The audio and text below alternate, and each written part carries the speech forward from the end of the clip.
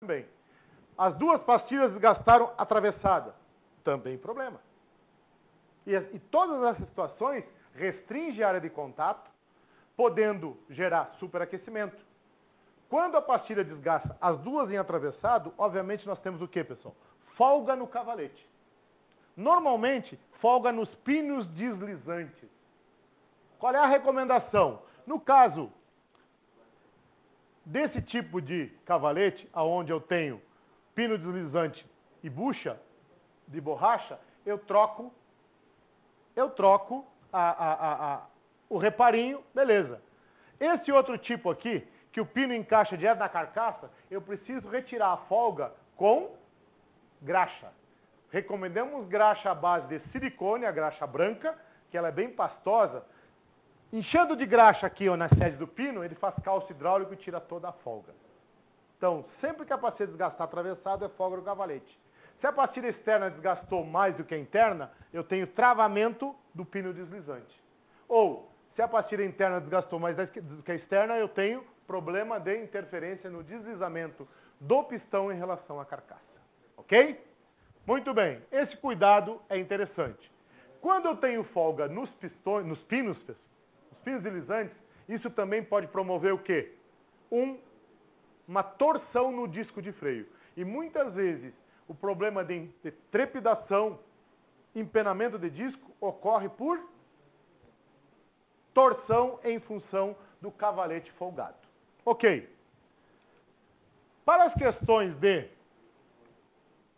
trepidação, pessoal, é importante observar que mais de 95% das peças que voltam para a fábrica em garantia, pessoal, não tem problema de fabricação. São alguns detalhes importantes a serem observados que promovem o problema. Portanto, nós montamos uma sequência de procedimento que, se vocês observarem, tá, essa sequência, vocês vão evitar o problema da trepidação, que é muito comum no nosso dia a dia. Pessoal, qual é o primeiro procedimento? Remova a pinça de freio quando necessária. Só um lembrete, evite deixar a pinça suspensa pelo flexível. Por quê? O flexível deve resistir pressão e não tensão. Ok? Um ganchinho lá para pendurar a pinça de freio é importante para não gerar problema. Remova o disco velho. Muito bem. Segunda etapa. Limpe o flange, o cubo de roda. Ou seja, o cubinho de roda onde assenta o disco precisa ser totalmente limpo, isento de qualquer crosta de oxidação. Esse é o maior problema gerador de trepidação, empenamento de disco. O que ocorre, pessoal? Se não for limpo o cubo, o disco novo a ser aplicado, ele vai ser montado torto, porque a sujeira fez o calço. Aonde a pastilha assentou, rapidinho o disco começa a trepidar. Isso a gente consegue observar porque o disco que volta para a fábrica, ele tem o quê? A marca do mau assentamento. Ok. Esse é um procedimento fundamental.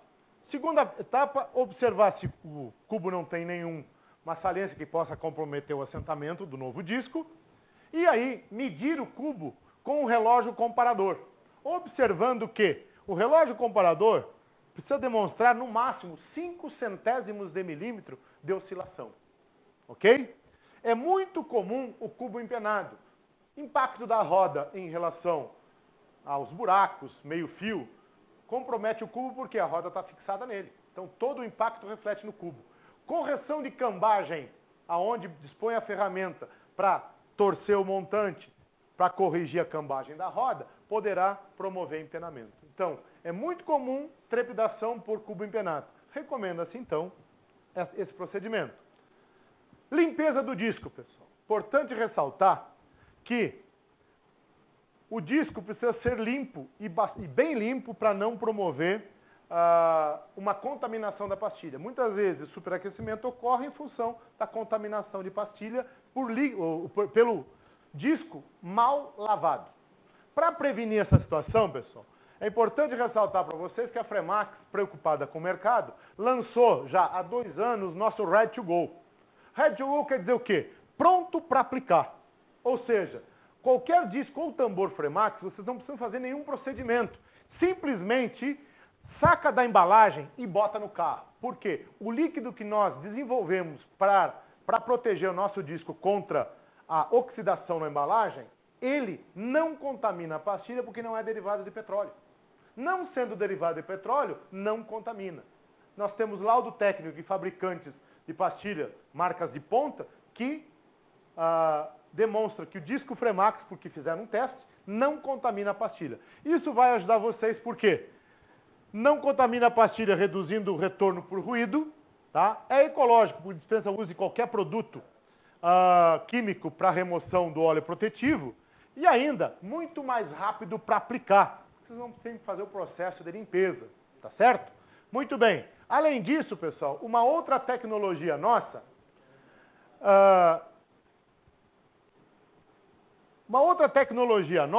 é justamente o Stop and Go, que é vocês vão observar que todo disco Fremax tem umas listas na pista de frenagem, e essas listas fazem o quê? Promovem um assentamento muito mais rápido da pastilha. Ou seja, a pastilha precisa passar por um período de assentamento. Esse assentamento, nesse período, a pastilha tem baixo coeficiente de atrito. A frenagem é ruim. Muitas vezes é causado superaquecimento até pelo próprio motorista, justamente para fazer o assentamento. Pessoal, não pode superaquecer a pastilha no momento do assentamento. Por isso a gente fez o Ready to Go. Ok? Muito bem. Para finalizar, relógio comparador no disco montado para ver como que ficou o assentamento do disco novo em relação ao cubo. Ok? Pessoal, temos aqui uma participação. Antônio Soluções, Recife, Pernambuco. O que pode ocorrer com este empeno? O empeno do disco, pessoal, vai gerar trepidação. Vai gerar trepidação no volante quando aciona o freio. Tá? Nós temos 2 condições básicas. Quando aciona o freio e trepida o volante, muito bem, aí é o disco. Quando aciona o freio e o pedal trepida, aí normalmente é freio a tambor. Usando-se um relógio comparador para observar o disco, a gente vai determinar que no relógio comparador a oscilação do disco seja 1/10, o dobro do cubo. Caso não tenha, então, oscilação excessiva no disco, o problema da trepidação pode ser causado por pneu deformado, roda torta, excesso de aperto ou aperto inadequado dos parafusos de roda. Ok? Muito bem. Servipeças, Carangola, Minas Gerais. A substituição de somente um disco de freio pode causar algum problema no veículo? Pessoal, com certeza. Porque se eu vou botar um disco de freio, eu tenho uma superfície totalmente plana, onde vai promover uma área de contato ideal.